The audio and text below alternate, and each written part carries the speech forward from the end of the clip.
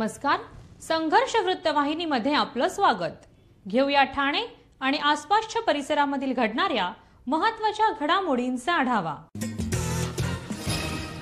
मराठी भाषा अशा काळातून चालली आहे की आपले साहित्य आणि संस्कृती कधी नव्हे ती धोक्याच्या रेषेवर गेली आहे. त्यामुळे आपल्या मराठी भाषेची काळजी आपणच घेतली पाहिजे, ती उराशी बाळगली पाहिजे. भाषा टिकली तरच संस्कृती टिकणार आहे. त्यासाठी आपण मराठी भाषा, मराठी शाळा, मराठी वाङ्मय वाचवण्यासाठी संघर्ष करायचा आहे. यासाठी महाराष्ट्रातील तालुक्यांमध्ये लोकसहभागातून किमान 2 ते 3 मराठी भवन उभारले गेले पाहिजेत, असं प्रतिपादन सातारा येथे होणाऱ्या 99व्या अखिल भारतीय मराठी साहित्य संमेलनाचे नियोजित अध्यक्ष ज्येष्ठ साहित्यिक विश्वास पाटील यांनी ठाण्यात केले आहे. ठाणे महानगरपालिकेच्या वतीने 99व्या अखिल भारतीय मराठी साहित्य संमेलनाचे नियोजित अध्यक्ष ज्येष्ठ साहित्यिक विश्वास पाटील यांचा नागरी सत्कार कैलासवासी नरेंद्र बल्लाळ सभागृहामध्ये महापालिकेचे अतिरिक्त आयुक्त संदीप माळवी यांच्या हस्ते करण्यात आला आहे. यावेळी सत्काराला उत्तर देताना ते बोलत होते. कार्यक्रमास राज्य साहित्य आणि संस्कृती मंडळाचे अध्यक्ष डॉक्टर प्रदीप ढवळ, ज्येष्ठ कवी अशोक बागवे, सतीश सोळंकीकर, अभिनेते सागर ताळशीकर, कवी दुर्गेश सोनार, ज्येष्ठ अभिनेते नारायण जाधव, संवेदना प्रकाशनाचे नितीन हिरवे तसेच ठाण्यातील मान्यवर उपस्थित होते. मराठी भाषेचे संवर्धन करणं हा उठाव आहे आणि हा लोकांनीच पुढे नेला पाहिजे. कोणत्याही परिस्थितीत मराठी शाळा या बंद पडता कामा नये. मराठी शाळेतील कोणत्याही वर्गात एक विद्यार्थी असेल तर त्या विद्यार्थ्याला शिकवलं पाहिजे. मराठी शाळेची तुकडी चालली पाहिजे. त्यातून संत तुकाराम, संत ज्ञानेश्वर घडतील असा विश्वास त्यांनी नमूद केला आहे.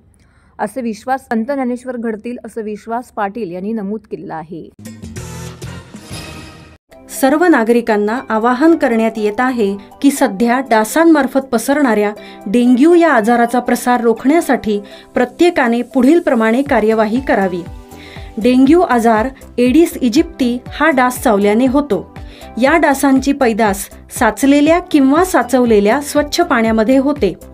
8 दिवसांपेक्षा जास्त दिवस पाणी उघडे व साचून राहिल्यास त्यात डास अंडी घालतात. अंड्यांच्या अळ्या तयार होऊन पुढे डास तयार होतात. यासाठी आपल्या घरातील पाणी साठे उदाहरणार्थ बॅरल्स, पिंपे, टाक्या, हौद, रांजणे इत्यादी दर आठवड्याला रिकामे करून घासून पुसून कोरडे करून पुन्हा भरावे. 1 दिवस कोरडा दिवस म्हणून पाळावा. पाणी साठ्यांना घट्ट झाकणे बसवावीत किंवा जुनी साडी, चादर, धोतर यांनी बांधून झाकून ठेवावीत, म्हणजे डास त्यात जाऊन अंडी घालणार नाहीत. घराच्या गच्चीवर, आजूबाजूला, अंगणात कोठेही पाणी साचू देऊ नये. भंगार सामान उघड्यावर टाकू नये. उदाहरणार्थ टायर्स, प्लास्टिक सामान, कुंड्या, टाकाऊ वस्तू इत्यादी. अशा सामानात पावसाचे पाणी साठून त्यात डेंग्यूच्या डासांची पैदास होते. घरातील कूलर्स, फ्रीजच्या पाठीमागील ट्रे हे देखील वेळोवेळी कोरडे करावेत. लक्षात ठेवा, नुसत्या फवारणीने डास घनता कमी होत नाही, तर त्यासाठी डास पैदास ठिकाणे नष्ट करणे ही आपल्या सर्वांची जबाबदारी आहे. कोणताही ताप अंगावर न काढता जवळच्या शासकीय रुग्णालयात मोफत औषधोपचार घ्या. अशा प्रकारे नागरिकांनी सहकार्य केल्यास डेंग्यूचा प्रसार रोखणे सहज शक्य आहे.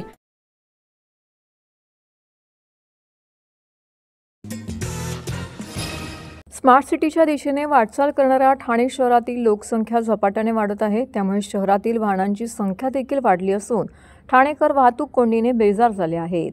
मात्र ही वाहतूक कोंडी फोडण्यासाठी वाहतूक शाखा ॲक्शन मोडवरती आली आहे. वाहतूक शाखेने महानगरपालिकेसोबत संयुक्त कारवाई करत वागळे इस्टेट परिसरातील 22 बेवारस गाड्यांची उचलबांगडी केली आहे. शहरातील अंतर्गत रस्त्यांवरील वाहतूक कोंडी फोडण्यासाठी वाहतूक शाखेकडून विविध उपाययोजना केल्या जात आहेत. या मोहिमेदरम्यान रस्त्याच्या कडेला पार्क केलेल्या बेवारस गाड्यांमुळे वाहतुकीला अडथळा होत असल्याचं वाहतूक शाखेच्या निदर्शनास आलं आहे. त्यानुसार वाहतूक शाखेने महापालिकेच्या मदतीने संयुक्त कारवाई करत वागळे इस्टेट परिसरातील 22 बेशिस्तपणे पार्क केलेल्या वाहनांना नोटिसा बजावल्यात. मात्र 1 महिना उलटूनही वाहन मालकांनी त्याकडे दुर्लक्ष केल्याने या बेवारस गाड्यांवरती जप्तीची कारवाई करण्यात आलेली आहे. या गाड्या क्रेनच्या सहाय्याने उचलून डम्पिंग यार्डला जमा केल्या आहेत. पुढील 15 दिवसात मालकांनी गाड्या सोडवल्या नाही तर त्या गाड्यांचा भंगारात लिलाव करण्यात येणार असल्याची माहिती वाहतूक शाखेचे उपायुक्त पंकज शिरसाट यांनी दिली आहे. ही कारवाई टप्प्याटप्प्याने संपूर्ण ठाणे आयुक्तालयाच्या हद्दीत केली जाणार असल्याचं त्यांनी सांगितलं आहे.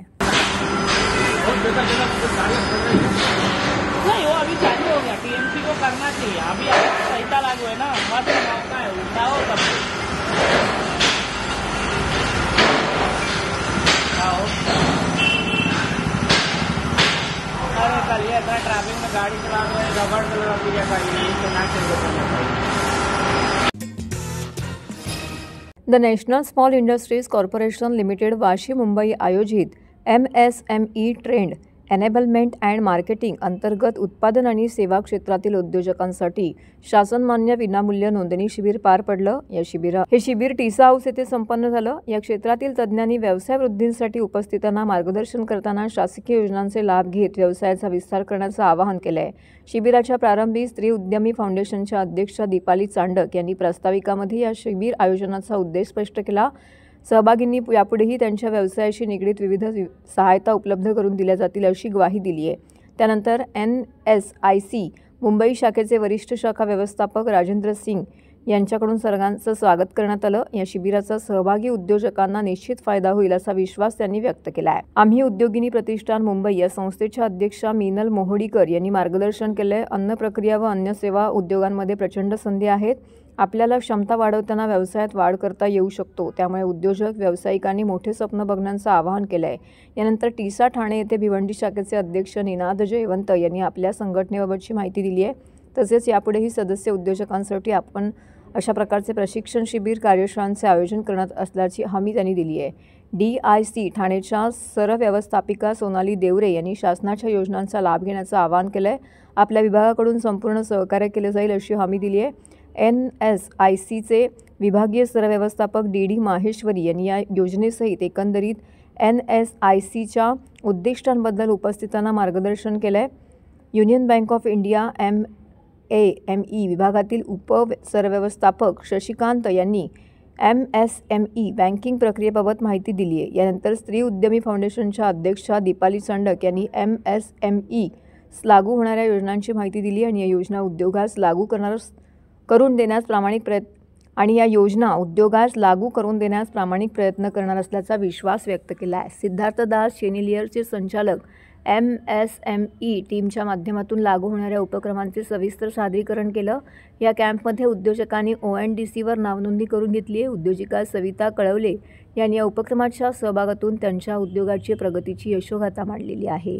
नॉलेज पार्टनर म्हणून विंजडम एक्स्ट्रा या संस्थेने काम पाहिले तर उपक्रमाच्या संयोजनामध्ये निखिलेश काळे, स्वाती देवरे, तिलक रोकेया, स्वप्नील साळवे, सानिका गिलबिले, भारत शेडगे तसेच टीसाचे एक्झिक्युटिव्ह सेक्रेटरी एकनाथ सोनावणे यांनी विशेष परिश्रम घेतलेत.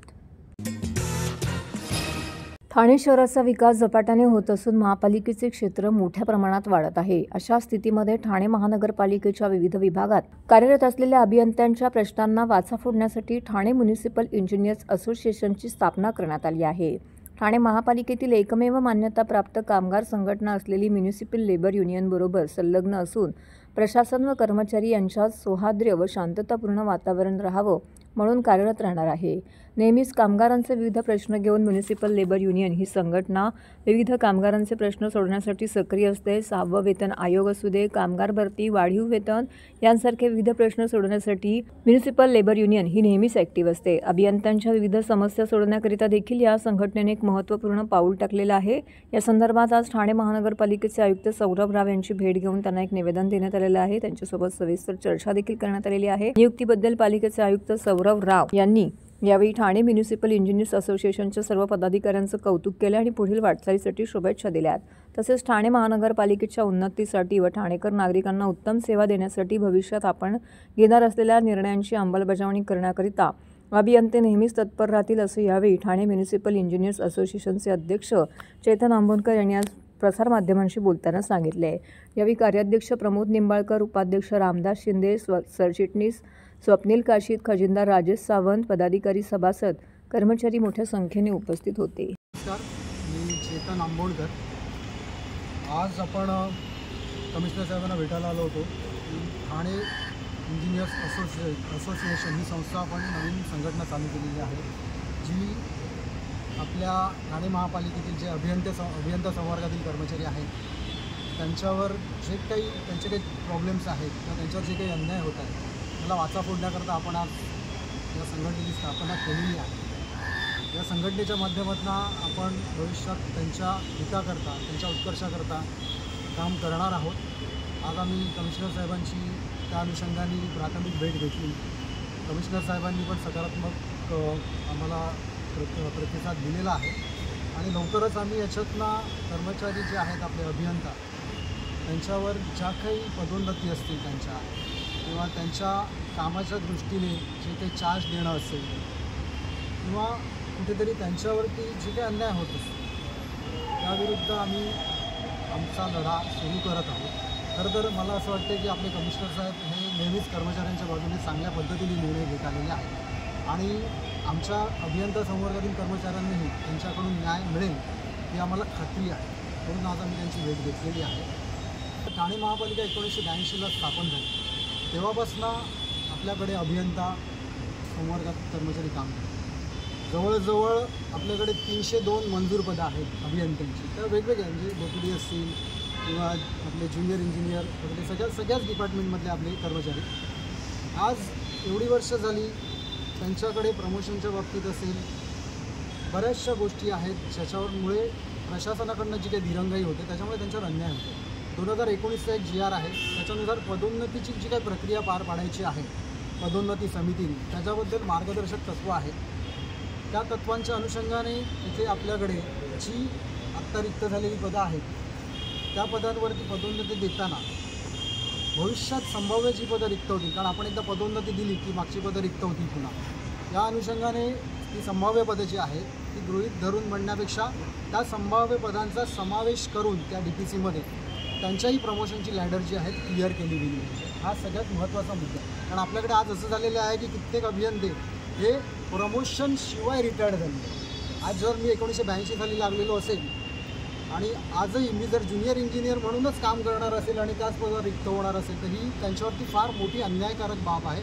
कारण ठाणे शहराची जी काही आज ऐतिहासिक रचना आहे त्याच्यामध्ये जो काही विकास चालला आहे त्या विकासाला चालना देण्याचं नव्हे तर तो विकास पूर्ण करण्याचं काम कुठेतरी पडद्याआड राहून हे कर्मचारी करत असतात.